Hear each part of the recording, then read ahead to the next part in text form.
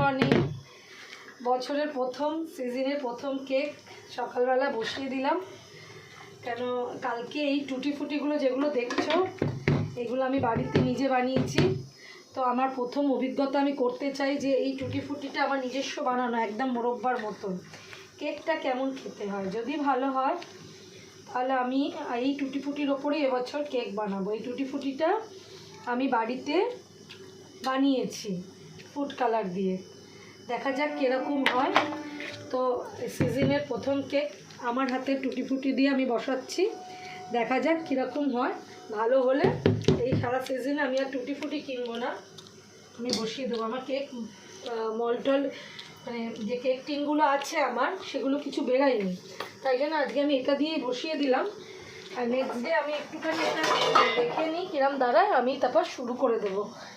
Next day আমি তারপর শুরু করে দেবো। এই টুটি ফুটিটা দিয়ে আমি বানালাম, পরের দিন আমি দেখবো কিভাবে কি হয়। ঠিক আছে, চলো বন্ধুরা, কেকটা নেওয়ার পর তোমাদের দেখাবো।